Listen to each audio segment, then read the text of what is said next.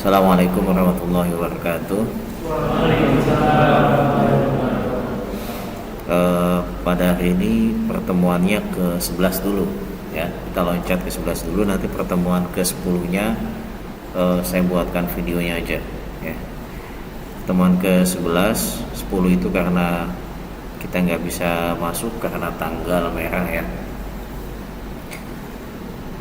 Pada hari ini tanggal 2 bulan Juni 2022, pertemuan ke-11 yaitu konsep mobile networking ya. Dilihat dari RPS-nya, waktunya 3x50 ya. Kemudian diharapkan mahasiswa ini mengetahui gambaran umum tentang mobile computing, memahami dan menjelaskan macam-macam dan fungsi dari perangkat mobile ya. Di silabusnya pertemuan ke-11 di sini mobile networking ya. Ya.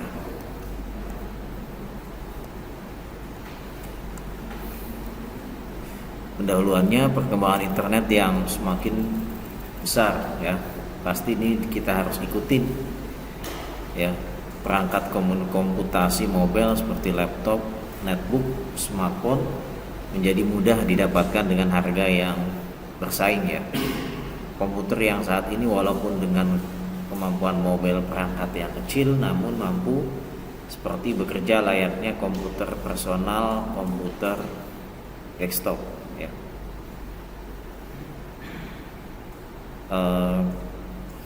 Dengan kalau dulu tabung CRT ya, monitor CRT kita gantikan dengan layar sekian tipis ya, dengan pixel yang lebih banyak ya, kemudian dengan listrik yang lebih minim ya. Itu perkembangan daripada fisiknya ya. Kemudian CPU-nya, CPU dulu waktu saya kuliah itu paling tinggi, saya punya komputer Celeron 1,7 yang saat itu udah ada Intel Pentium 4 ya. Karena harga yang mahal, saya masih gak sanggup beli segitu ya. Jadi masih pakai yang 1,7 aja Celeron. Kemudian berjalannya waktu saya upgrade, motherboardnya saya ganti Asus, tapi monitornya masih CRT, masih monitor tabung atau konde ya. Kemudian prosesornya saya ganti i4 ya. RAM-nya saya upgrade maksimal itu 1 GB DDR1 DDR2 ya. PC 2700 512 ya. Yang mana sekarang berkembangnya kalau dibandingkan dengan laptop, harddisk itu sudah ada yang kecilnya seperti apa, RAM ya, apa namanya, SSD ya, NVMe ya. NVMe saya pakai yang 1 tera di laptop ini. Kemudian RAM-nya saya upgrade jadi 12. Di bawaannya dari laptop, kita bahas laptop saya karena ini perkembangan. Dulu itu RAM itu dipisah. Nah, kemudian ini saya beli tahun 2 tahun yang lalu, ini berarti udah ketinggalan ya. 2 tahun yang lalu motherboard, RAM-nya ditempel ke dalam motherboard, jadi nggak bisa diangkat seperti apa, prosesor ya, jadikan satu, kecil RAM-nya, jadi sisa 1 slot.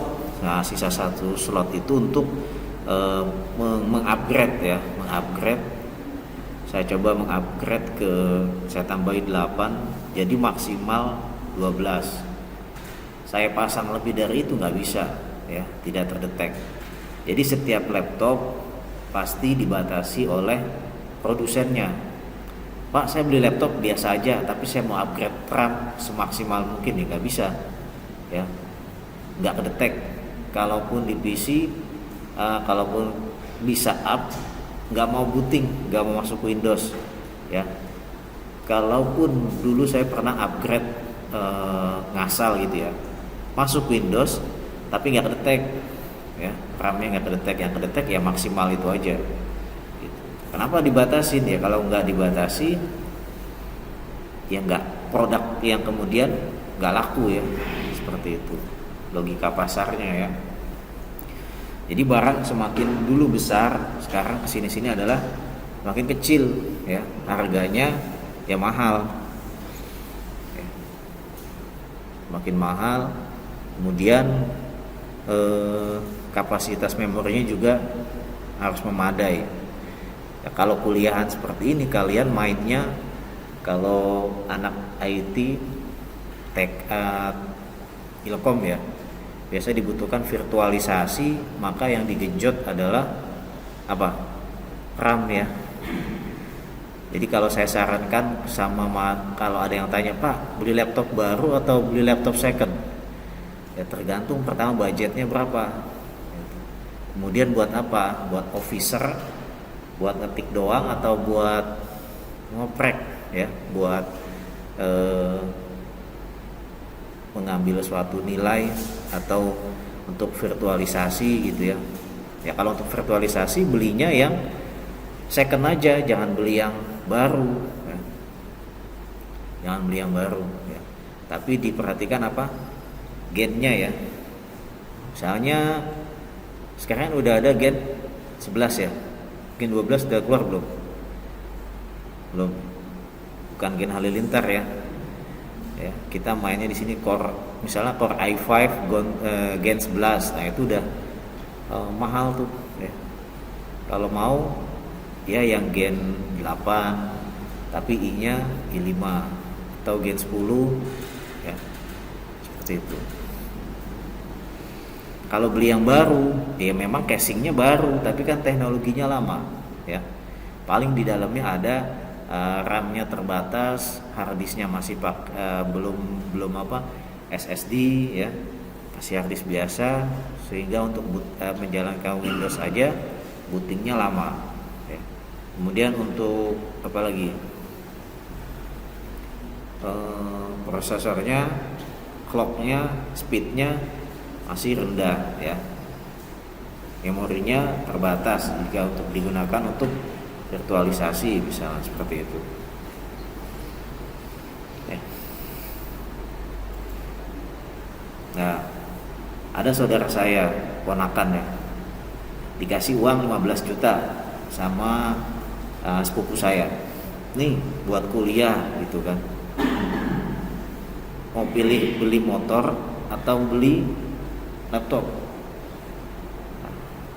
Karena dia udah punya motor tapi second ya, bekas gitu ya, dia beli laptop. Kamu cari laptop aja yang harganya sepeda motor, yang baru apa yang second? Saya bilang yang second aja, tapi yang generasi terakhir. Udah, dia beli itu, dia pakai buat kuliah ya.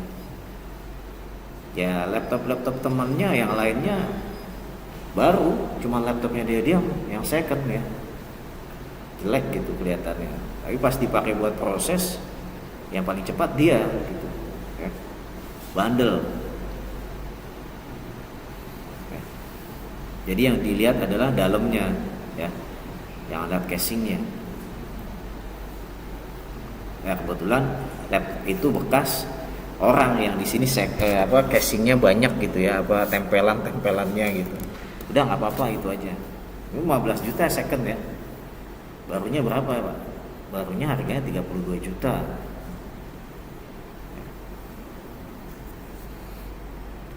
Ya, jadi kebutuhannya berbeda-beda. Ya, dia, saya sarankan udah beli laptop aja daripada upgrade motor. Ya. Nah, lanjut. Nah di sini ada IETF ya. Di sisi lain, jaringan nirkabel area lokal berkecepatan tinggi sekarang telah tersedia di banyak tempat, serta jaringan nirkabel dengan cakupan area yang lebih luas juga sudah tersedia untuk menyediakan layanan. Jadi laptopnya canggih, handphonenya canggih, jaringannya canggih, harus disupport oleh manusia yang canggih ya. Nanti handphonenya canggih, selulernya canggih, laptopnya canggih, yang pakai kurang canggih. Jadi dipakainya buat apa? Medsos doang. Nah, sayang ya. Nah, itu jangan tuh.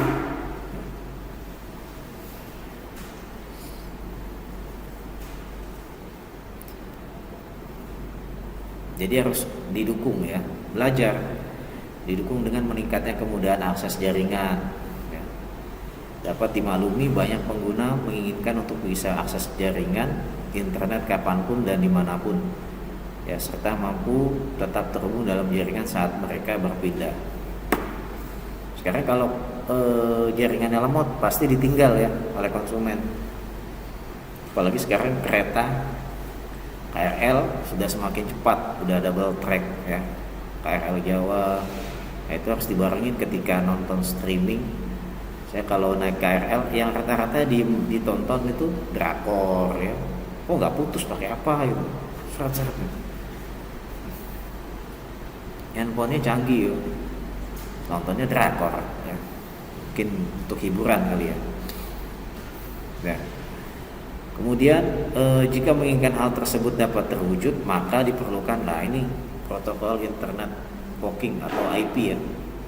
Ujungnya adalah ini. Coba bayangkan laptopnya semua peralatan canggih tapi tidak ada yang namanya ini IP.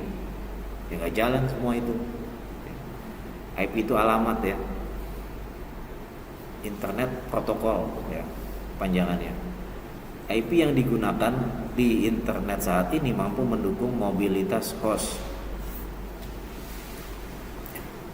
Kelompok kerja IP Mobile dari Internet Engineering Task Force atau IETF bekerja selama beberapa tahun untuk mengembangkan daripada protokol standar untuk mendukung host seluler yang beroperasi di internet. IETF adalah badan pengembangan standar utama di protokol di internet.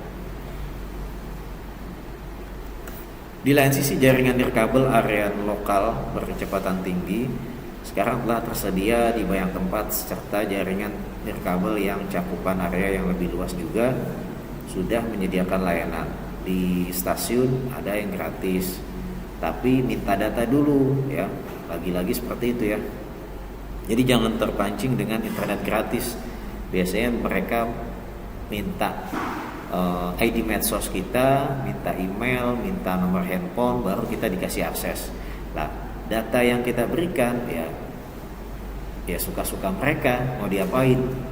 Entah itu untuk dijadikan polling ya.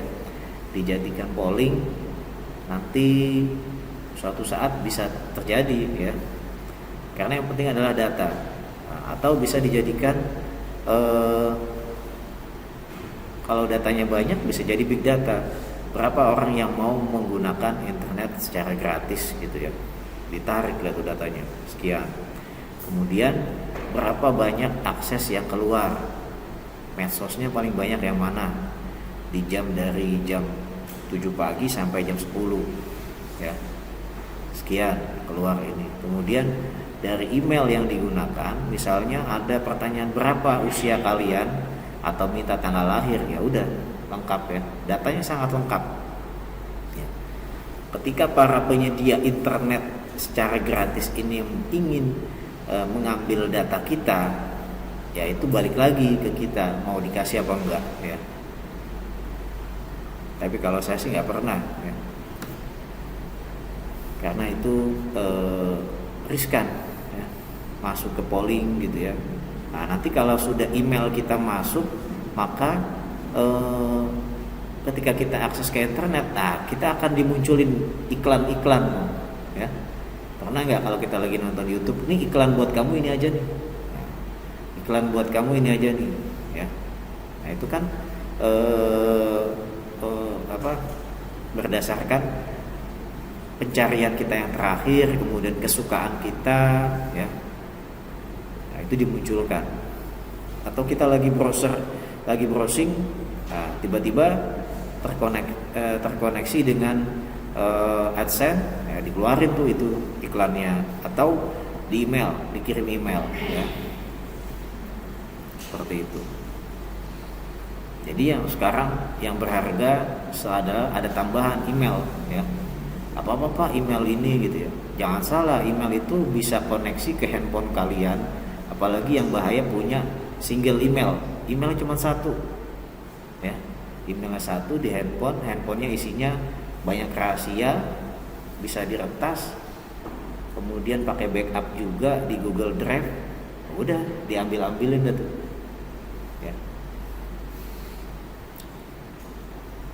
Tuh kejahatan internet, ya nyambungnya ke situ. Jadi data kita dijaga, ya, jaga masing-masing.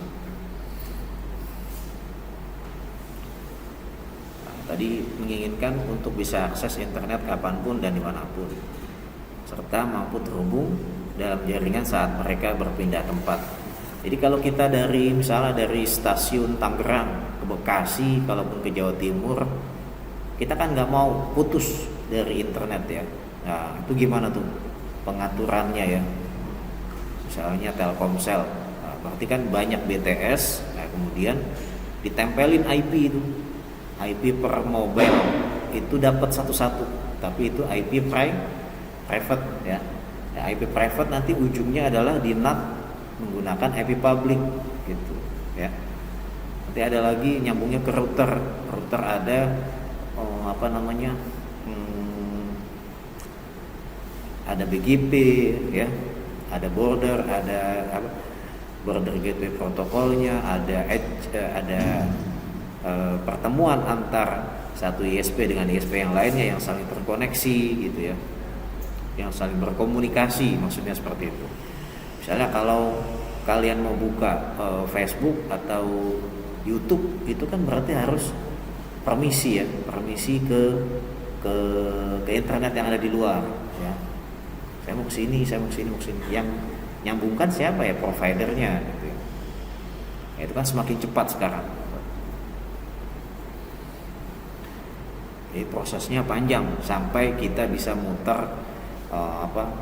buka YouTube, ya. Kalau semisal hanya buka WhatsApp, kita video call, itu kan satu aja, ya, satu flopper misalnya, ya punyanya Facebook misalnya, ya.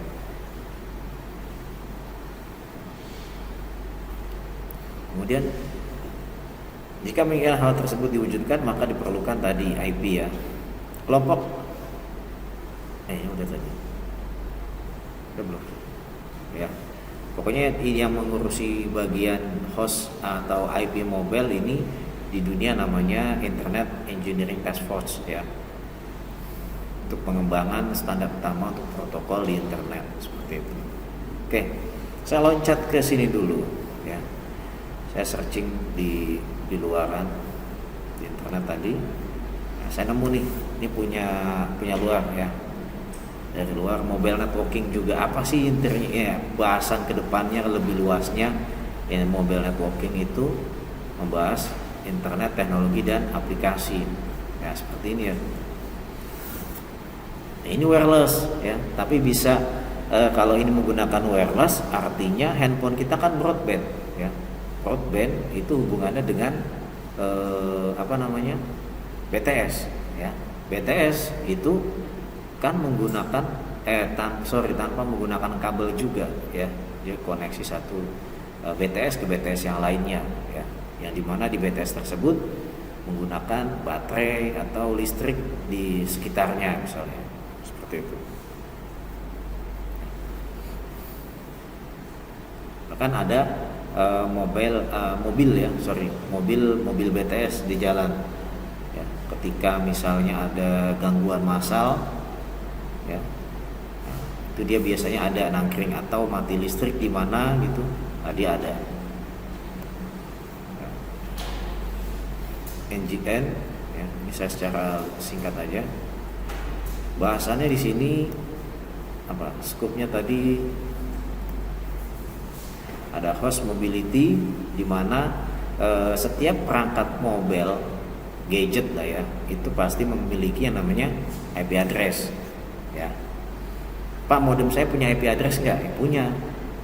Pak, kamera saya di rumah pakai IP address nggak? Pakai. Pak, handphone smartwatch yang saya pakai ada IP-nya nggak? Ada ya. Pak, lampu saya connect ke wireless di rumah ada IP-nya nggak? Ada. Semua yang berhubungan dengan internet, IoT ya, alat apapun itu pasti mendapatkan IP address, walaupun IP-nya adalah private ya. Misalnya ya semua yang terkoneksi ke internet, ke wireless ya, ada nggak yang nggak dapat IP? Apa? Nggak ada, karena untuk menghubungkan itu menggunakan IP address, kecuali ya ada lagi satu yang namanya MAC address ya. MAC address itu sesuatu yang unik ya, tapi kalau IP ini diberikan ya, bukan bikin sendiri ya, diberikan kepada hardware yang memberikan, biasanya dari atas ya, dari router kah, kemudian disebarkan melalui switch dan lain sebagainya, melalui kabel, melalui wireless ya. Oke. Mobility lah, ini asumsinya kalau wireless kan seperti ini, laptop connect ke access point, lalu ke layer 2 switch, lalu ke router. Seperti kita kuliah di sini, kita kuliah aksesnya, saya akses ke wireless ini kelas, kemudian dari kelas itu ada switch-nya ya. Di setiap kampus ada switch-nya, kemudian switch ini connect ke router. Nah dari router nanti connect lagi ke ISP dan lain sebagainya, seperti itu. Sama kalau kalian pun di rumah, Pak, di rumah saya IndiHome cuma ada satu, ya itu berarti sudah termasuk hanya wireless router ya, wireless router ya. Jadi langsung menyebarkan IP ya, outputnya adalah langsung ke FO ya. Router wireless ini sudah support ke FO biasanya kalau yang dipakai oleh ISP yang di rumah ya, IndiHome, kemudian MyRepublic, apalagi itu banyak ya. Kenapa? Karena ingin membuat menjadi simple ya. Kalau seperti ini kan ribet nanti. Biasanya kalau topologi seperti ini adanya di kantor-kantor ya, di kantor-kantor ataupun di kontrakan atau di kos-kosan ya, yang lebih dari satu biasanya menggunakan ini ya, topologi ini. Oke. Lah di atas kita di dalamnya ISP ya, di dalamnya Telkomsel, di dalamnya XL, di dalamnya Smartfren, itu pasti topologinya seperti ini. Ada banyak router yang saling terkoneksi ya. Kemudian di sini lagi misalnya ini XL mau nyambung ke Indosat, ya topologinya sama seperti ini. Jadi ada router yang berhubungan ya, antar namanya edge router itu saling terkoneksi. Nah, itu harus bersalaman, harus saling berkomunikasi. Hai, kamu pakai protokolnya apa gitu? Saya pakai protokol ini. Oke, salaman, jadi deal. Nah, nanti di sini misalnya mau connect lagi ke XL, si yang ISP ini nanya, kamu pakai protokol apa? Protokol ini. Oke, jalan seperti itu ya. Ya, silakan. Kemudian ada masalah di internet ya. Bagaimana jika ada masalah di internet? Ya hubungannya berarti yang diperhatikan adalah untuk di ISP-nya atau di lokal kita dulu. Pak, saya udah connect, udah dapat IP, tapi kok nggak bisa internet? Ya periksa dulu DNS-nya, kemudian gateway-nya ya, seperti itu.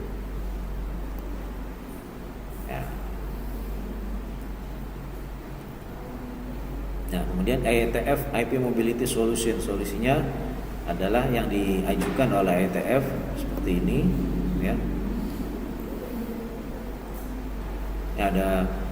Ada topologi home network ya, yang terkoneksi dengan home IP ya. Biasanya misalnya Pak, saya mau mengakses CCTV yang ada di rumah saya, ya.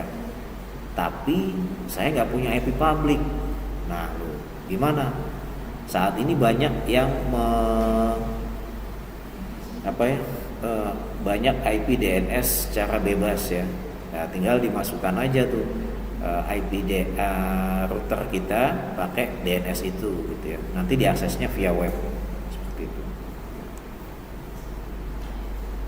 Jadi bagaimana kita mengakses perangkat kita yang ada di rumah dari luar, tapi dengan internet yang biasa saja, yang internet yang kecil ya, yang standar. Nah, komponen dari mobile IP itu apa aja? Ada yang namanya node atau host. Node atau host itu apa? Terakhir bagian ya, klien paling akhir. Kemudian ada home agent, ada foreign agent, ada FA gitu. Kemudian ada home IP address, ada care of address ya. Ini bagian-bagiannya daripada mobile IP komponen. Mobile IP komponen itu ibaratnya dalam satu lingkup, katakanlah kampus ya. Berarti di sana ada IP.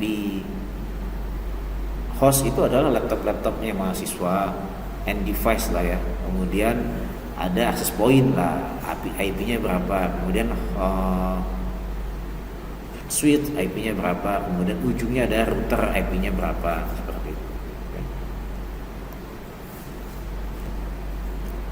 Kemudian mobile IP forwarding. Saya forward itu apa? Meneruskan ya, atau forward ya. Saya misalnya kalau kita dapat pesan WA itu kan sering forward pesan ya, meneruskan pesan ya. Misalnya saya punya router di rumah, saya langganan ISP, dulu saya pakai IndiHome, sekarang My Republic. Nah, kemudian saya mau mengakses CCTV di rumah, mau mengakses lampu saya. Nah, berarti yang bisa saya lakukan adalah memforward IP tapi menggunakan port ya, portnya misalnya port 80 atau port berapa. Jadi diikuti dengan IP publiknya dulu, kemudian baru portnya gitu ya. Nah, itu forwarding ya.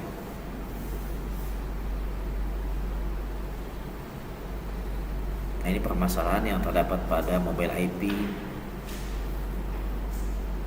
Kemudian ada IP registration, mobile IP registration. Nah, ini didaftarkan. Misalnya pengecualian, saya mau dapat IP yang eksklusif ya. Misalnya apa? Kalian tahu Wiro Sableng nggak? 212 ya. Ya, dulu pada zamannya saya waktu ada film Wiro Sableng tuh suka ya. 212 ini angka yang unik gitu misalnya.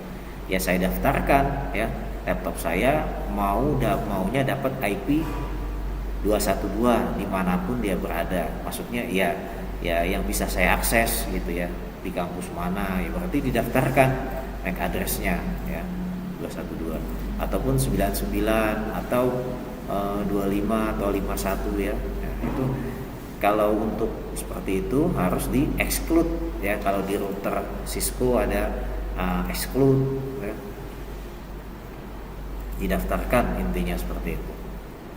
Pengecualian. Nah, IP itu nanti tidak bisa dipakai oleh device yang lain seperti itu. Itu namanya mobile IP registration ya.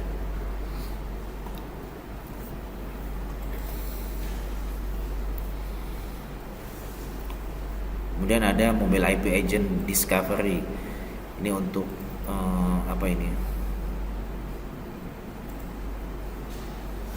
broadcast ya, broadcast IP. Biasanya bagian terakhir daripada IP dalam satu subnet ya. Nah, kemudian lagi namanya mobile IP tunneling. Nah, tunneling ini yang dilakukan untuk membuat VPN ya. Kalau kita membuat VPN, artinya kita harus tahu apa itu tunneling. Tunneling itu apa artinya? Terowongan ya. Kita membuat satu jalur di dalam satu internet gitu ya. Kita langsung, jadi setelah kita terkoneksi, maka koneksi selanjutnya atau data yang mondar-mandir yang kita panggil, kita upload itu akan melalui pipa tersebut ya, seperti itu. Dan ini lebih terlindungi ya, lebih fokus ya. Seperti itu. Ini mobile IP tunneling. Dan ada mobile IP route optimization. Apa ini?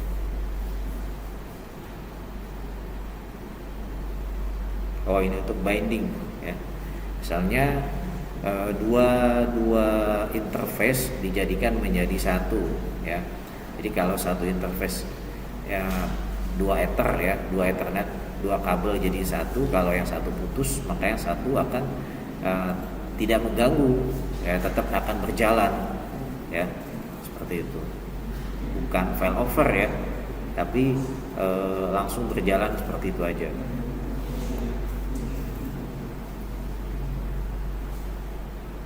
Kemudian ada mobile handover. Apa ini? Handover.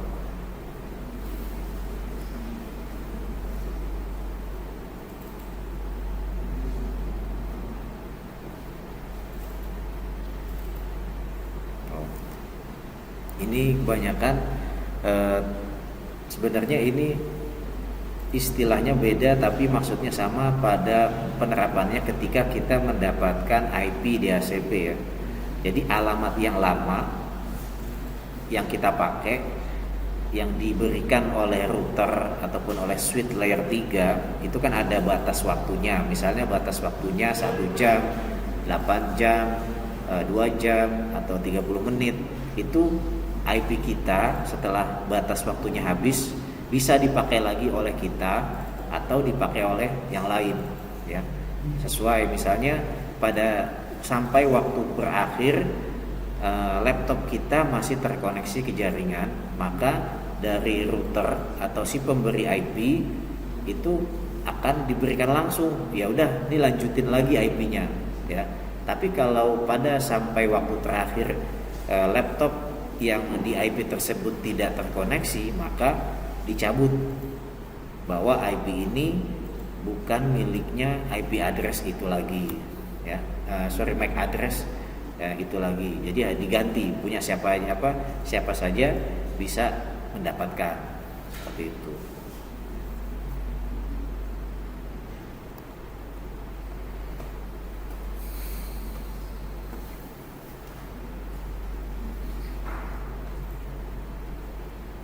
Dan ada movement detection, kemanapun dia pindah maka terdeteksi itu IP-nya si A.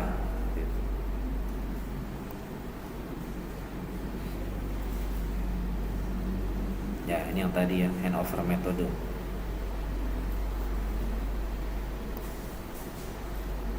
Oke, saya next aja. Ini mobile IP implementation-nya ya, seperti ini. Ini internet ya.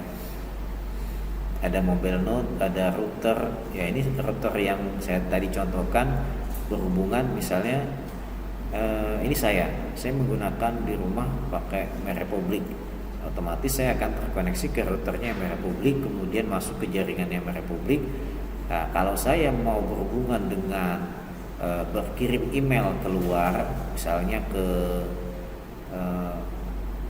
yang beda provider, maka harus melewati ini juga, seperti itu ya, sama seperti ini juga ya. Jadi semuanya semua provider ya, mau kecil mau besar, berarti dia akan punya yang namanya router untuk saling berhubungan. Ini intinya, dan itu harus sesuai dengan kesepakatan ya. Di status IP of mobile IP saat ini seperti apa? Nah, ini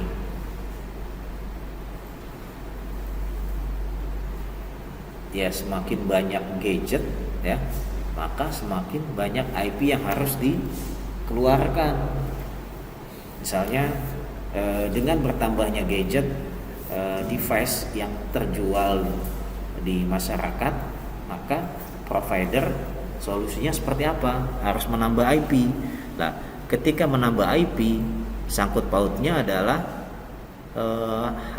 switch-nya dia atau BTS-nya dia atau routernya dia sanggup nggak untuk menampung sebanyak itu gitu ya.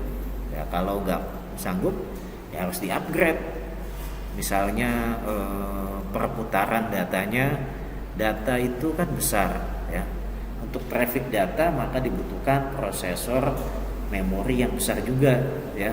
Throughputnya untuk menghasilkan seperti itu untuk melayani. Yang saya contohkan adalah mikrotik.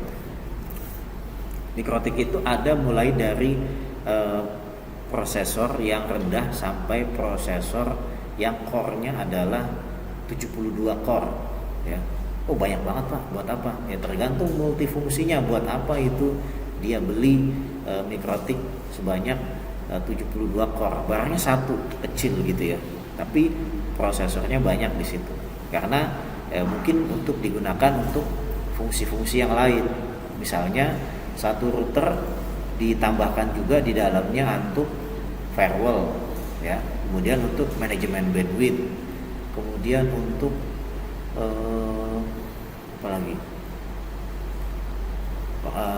pengaturan IP address ya, DHCP ya, itu semakin besar ya. Kalau masih pakai router yang standar ya habis lama-lama resource-nya ya. Misalnya router kecil dipakaikan firewall-nya banyak, jadi begitu data masuk pengecekannya banyak, maka ini akan memakan memori dan prosesornya, maka routernya akan ngehang ya. Kalau udah ngehang lambat ya, itu data yang mau masuk atau traffic yang mau masuk ngantri ya. Itu yang terjadi kalau internet kita lemot, makanya kan kadang Pak restart routernya gitu. Nah ini ada apa, aku minta di restart gitu, ya. Jadi kalau kita mau beli router ya disesuaikan untuk apa gitu ya, untuk small atau enterprise ya, seperti itu. Nah, network mobility lah, ini Nemo ini aplikasi ya, pengaplikasian. Host mobility versus network mobility. Ada layer 2, layer 3. Kalau layer 2 implementasinya dengan WLAN, Bluetooth. Layer 3 implementasi dengan mobile IP.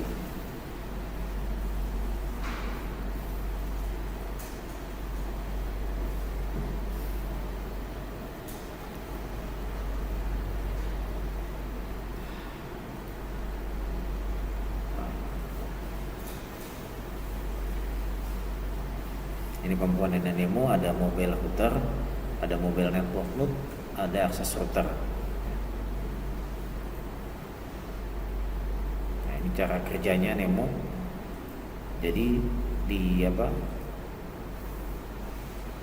korespondensinya node menuju mobile network node.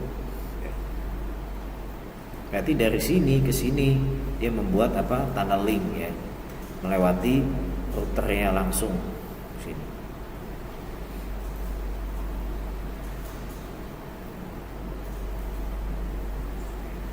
Jadi diimplementasikannya di mana? Ya di broadband ya, di provider ya.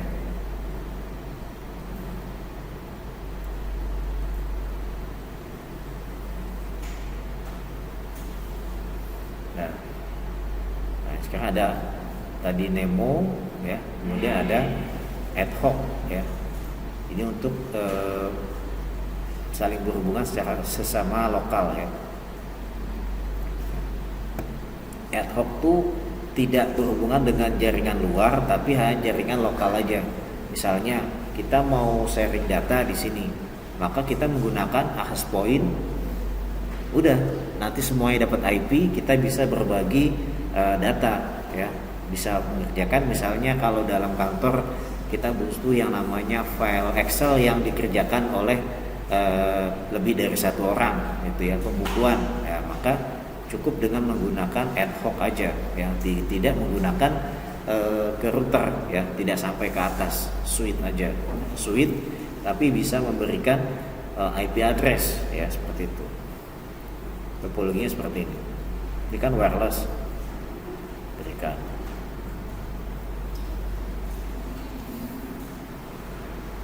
Atau pakai apa? Hotspot, ya. Kalau di handphone kita connect menggunakan hotspot.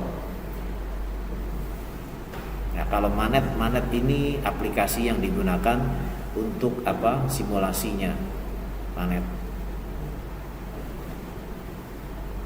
Oke, itu saja. Kita balik ke sini.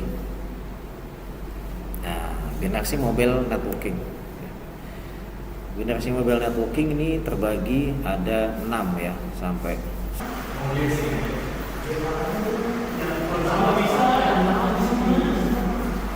Oke, generasi pertama di sini 1G pada tahun 1981 sampai NMT ini diluncurkan. Generasi kedua 2G pada tahun 1991 sampai peluncuran GSM. Generasi ketiga ini bridge generasi kedua hingga ketiga, apa, jembatan, ya, yang menjembatani antara generasi kedua dan akan masuk ketiga.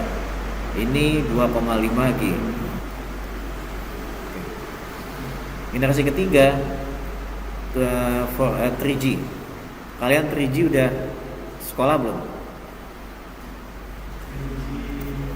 Tahun 2003 kalian ngapain?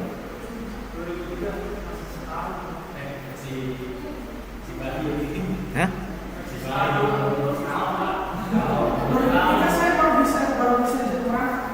Oh gitu ya? Ya. Oke.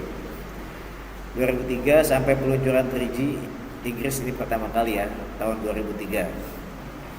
Jadi sebenarnya kalau buat pengajar, buat saya menyampaikan ini adalah suatu hal yang kenapa sih harus disampaikan, kan gitu ya. Jadi yang namanya belajar, yang namanya mengajar, saya ngajar itu adalah mengulas, ya, mengulas dan memberikan hal yang baru, ya. Kalau sampai mengulas itu malas, makanya nggak cocok jadi dosen, ya, nggak cocok buat ngajar, ya. Tapi kalau maunya nyampein yang baru, itu bukan jadi dosen, tapi jadi sales, ya. Sales itu kan menawarkan produk yang baru, ya. Nah, generasi keempat 4G tahun 2007 ke atas. Generasi kelima 5G 2020, ya. Nah, generasi pertama, sistem seluler pertama didasarkan pada transmisi analog. Mereka memiliki kepadatan lalu lintas yang rendah. Maksudnya tidak begitu padat, ya. Dari satu panggilan per saluran radio. Kualitas suaranya buruk dan menggunakan transmisi yang tidak aman dan tidak terenkripsi, yang menyebabkan spoofing identitas. Nah, ini dengan adanya lambat, maka sangat mudah sekali untuk ditangkap. Oh, ini pesannya ini nih, gitu. Generasi kedua 1991 peluncuran GSM.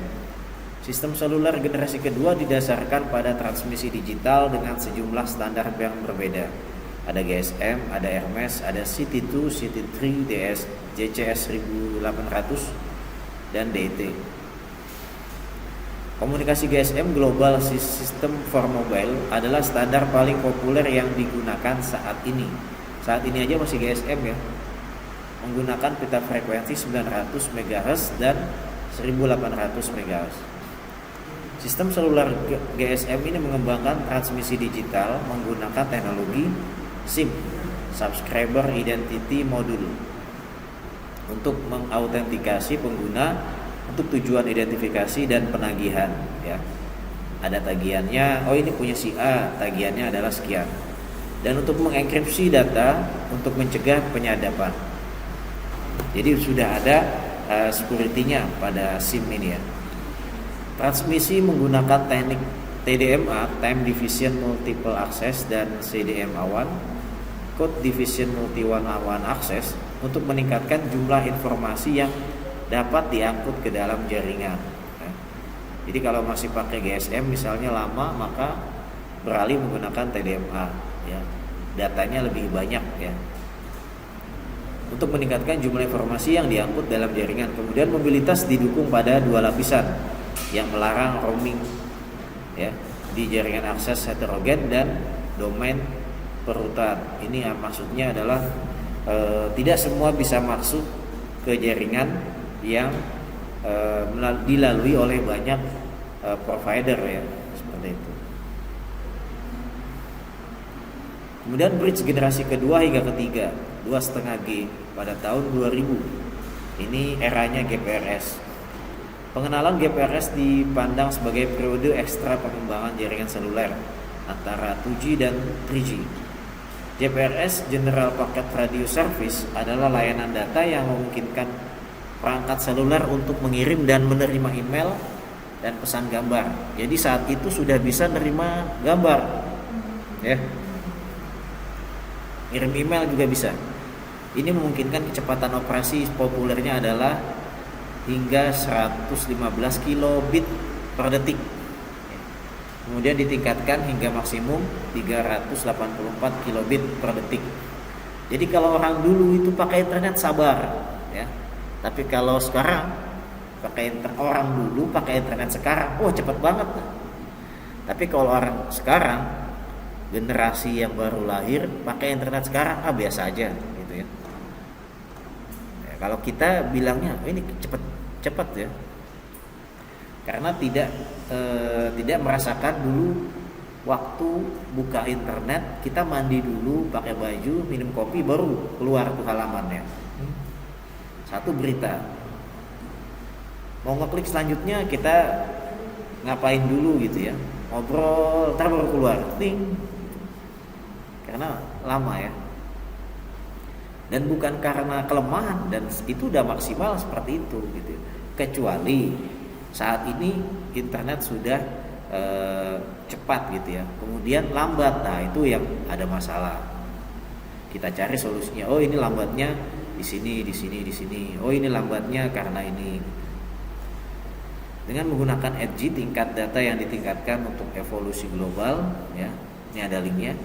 Kecepatan transmisi data GSM dapat ditingkatkan mencapai 9,6 kb per second. GSM ya. Generasi ketiga 3G tahun 2003. Pertama diluncurkan di Inggris ya. Generasi ketiga ini sudah kecepatannya 2 mega ya, 2 megabit per detik. Sudah bisa suara, video dan data.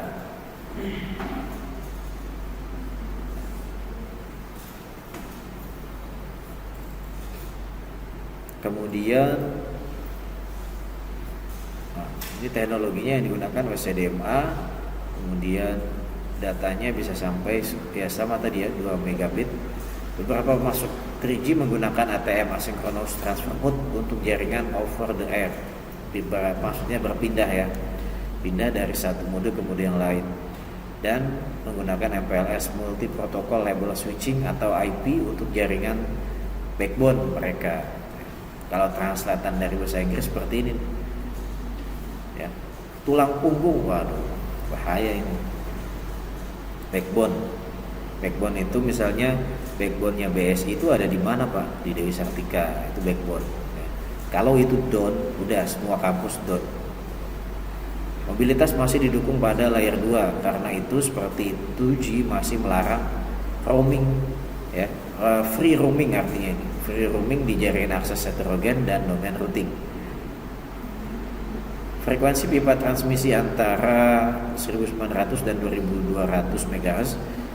Semua pemegang lisensi UMTS di Inggris memegang lisensi 20 tahun dengan ketentuan bahwa cakupan populasinya 80% tercapai ya. Ini pada tahun 2007 tanggal 31 Desember. Oke, generasi keempat 2007 ke atas. 2007 ke atas, tapi ini masih digunakan sampai saat ini ya. 4G masih dalam tahap penelitian, didasarkan pada model jaringan ad hoc di mana tidak perlu operasi infrastruktur tetap. Jaringan ad hoc membutuhkan fitur mobilitas global, misalnya IP seluler dan konektivitas ke jaringan IP versi 6 global untuk mendukung alamat IP untuk setiap perangkat seluler. Ya. Roamingnya dalam IP heterogen, misalnya WLAN, GPRS, UMTS 802.11. Ya, ini kecepatannya hingga 100 megabit per detik.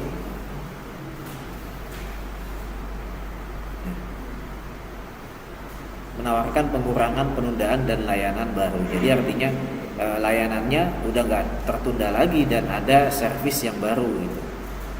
Karena perangkat seluler tidak akan bergantung pada infrastruktur tetap, mereka akan memerlukan intelijen yang ditingkatkan untuk mengkonfigurasi sendiri di jaringan ad hoc dan memiliki kemampuan root mencari jalan untuk dari jaringan paket switch ya. Gini, dulu itu jaringan pakainya kabel tembaga ya. Makin lama banyak, maka nggak kuat, ada noise, ada gangguan. Nah, kemudian beralih ke FO ya, jadi cepet. Nah, FO ini harusnya berjalan di 5G ya, 4G ya, itu udah cepat sekali ya. 5G istilah untuk menyebut generasi kelima, fase berikutnya dari di atas 4G ya. Teknologi generasi kelima ini dirilis pada tahun 2020, sudah 2 tahun yang lalu ya. Nah, sekarang belum banyak digunakan ya. Dalam teknologi 5G dan dikirimkan melalui gelombang radio. Gelombang radio akan terbagi menjadi frekuensi yang berbeda. Setiap frekuensi disiapkan untuk tipe komunikasi yang berbeda. Jadi ada gelombang radio, di dalamnya ada frekuensi. Di setiap frekuensi itu berisi komunikasi yang berbeda. Jadi berlapis-lapis ya. Seperti aeronautical dan sinyal navigasi maritim, siaran televisi dan mobile data. Oleh karena itu kenapa pemerintah saat ini mencanangkan beralih ke TV digital. Lewat mana dia larinya? Lewat ini ya. Frekuensinya banyak, pakai 5G, pakai antena digital, lalu ditangkap ya, karena di dalamnya banyak frekuensi ya. Penggunaan frekuensi ini diregulasikan oleh International Telecommunication Union ya. Itu ini telah merestrukturisasi bagian-bagian gelombang radio, teknologi komunikasi yang sudah ada termasuk 5G dan 3G. Jadi di dalamnya 5G ada 4G dan 3G. Nggak tahu nanti kalau bisa dihilangkan atau tidak ya. Ya. Ada yang mau ditanyakan? Ini udah bawahnya kuis ya. Teman 11. Kalau tidak ada, saya sekian aja dulu ya. Nanti bisa dilanjut lagi. Untuk yang pertemuan ke 10 ya, itu nanti saya buatkan videonya lagi. Sekian dari saya. Assalamualaikum warahmatullahi wabarakatuh.